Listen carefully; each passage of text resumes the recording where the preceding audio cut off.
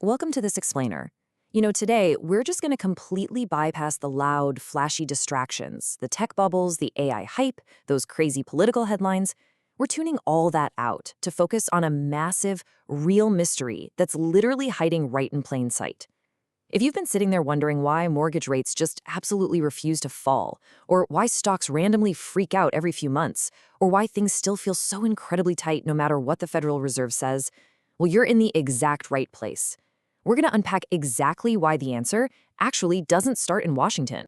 So, what is the true foundation actually holding the US economy together? Like, what's the single biggest hidden threat to global markets right now? I can pretty much guarantee you it's not what most people think. It's actually, believe it or not, the single most boring asset on Earth: Japanese government bonds. Think of Japanese government bonds as the duct tape of finance. Seriously, why duct tape? Because for the past 30 years, this incredibly obscure asset out of Tokyo has literally been the duct tape quietly holding the entire global financial system together, the whole shebang.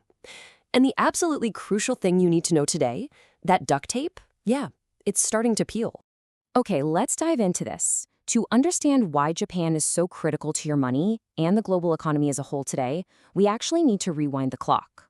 We're going back about 30 years, to the early 90s, specifically 1992, which was the very beginning of what's known as Japan's lost decades.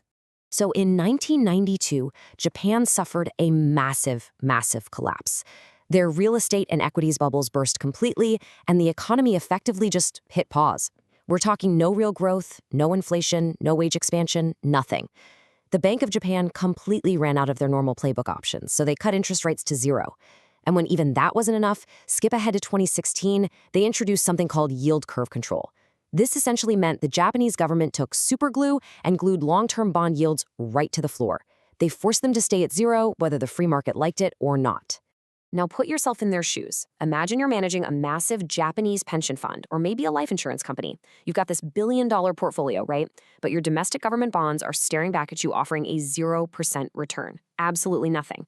So you basically have two choices. You either accept making literally no money or you go shopping overseas. Naturally, they chose the latter. Japan went on this multi-decade global shopping spree, just buying up massive amounts of US treasuries, mortgage-backed securities, you name it, effectively turning themselves into the world's ATM.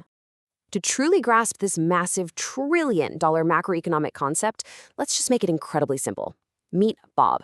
Bob is our proxy investor today, and he's going to help us figure out this massive global wealth machine known as the yen carry trade.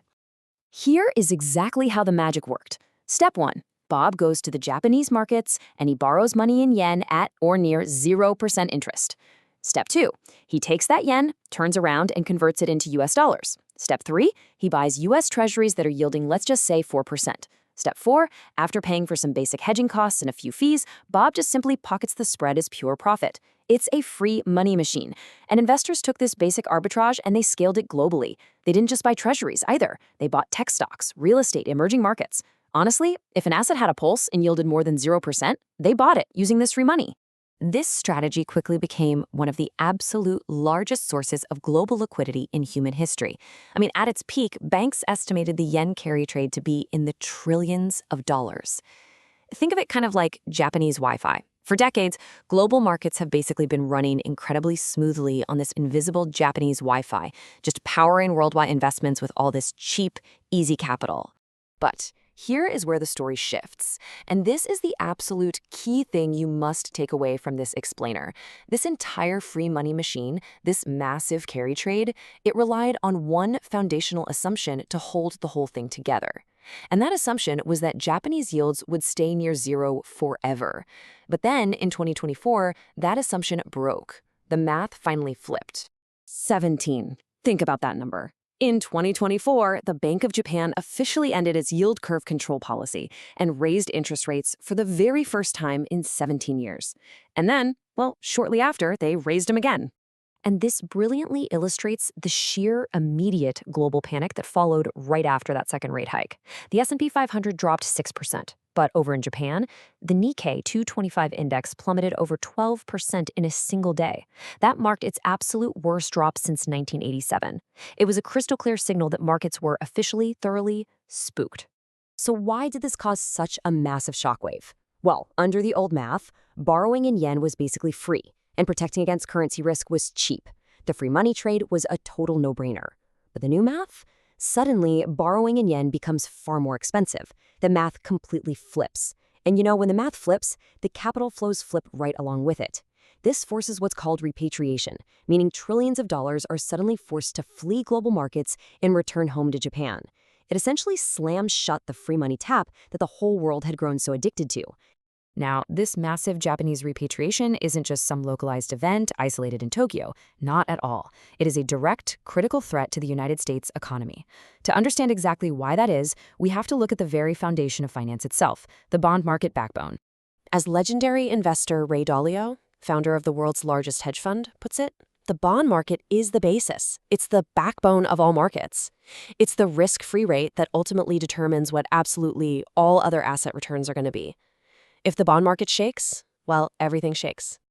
People just love to hyper-analyze the Federal Reserve and Jerome Powell like it's some blockbuster movie trailer. But here's the thing. While the Fed definitely has influence over short-term overnight rates, they don't directly control the long-term yields. We're talking the 10-year or 30-year treasuries. Those long-term rates are driven strictly by global supply and demand. So everyone staring at Washington is literally looking at the wrong lever. So the crucial point is it all comes down to an absolutely staggering number, $1 trillion. The United States runs trillion-dollar deficits annually. The U.S. Treasury has to constantly issue massive amounts of new debt just to, keep the lights on in the economy. And as this debt grows, somebody has to absorb it. For the last few decades, Japan was the most consistent, price-insensitive buyer absorbing that debt. Let's zoom out and see how this builds. Because if one of the largest historical buyers of U.S. Treasuries suddenly steps back, yields have to rise to attract new buyers, right? This creates what's known in finance as a steepening yield curve. And when long-term rates stop cooperating, it stops being just a niche bond market story. It becomes the everything story. This acts like an absolute wrecking ball for the economy. When long-term yields stay elevated, stock valuations immediately compress, simply because the baseline cost of money is higher in all the financial models. Mortgage rates, they stay anchored high. They don't just magically drift back down to 3% just because the Fed cuts short-term rates. And that means housing affordability stays incredibly strained, and transactions just slow to a crawl. On top of that, corporate credit tightens. Companies can't borrow cheaply like they did back in 2021, meaning risk appetite falls, and overall business growth basically hits a brick wall. You see, we're constantly sold this dramatic oversimplification, the idea that one single Federal Reserve rate cut just fixes everything, and that liquidity is somehow automatic. But global liquidity is really the market oxygen. If Japan, which has been the absolute cheapest source of global liquidity for 30 years, tightens the tap, that oxygen disappears. And when that oxygen vanishes, the true cost of money changes absolutely everywhere for everyone. Ultimately, the real threats in markets aren't those loud, flashy headlines trending on social media. They are the quiet, structural shifts hiding in plain sight. So I want to leave you with this chilling, provocative question, something to completely rethink your financial future. What exactly happens to your stocks, your local housing market, and the entire U.S. economy when the largest, most reliable buyer of our debt simply stops buying?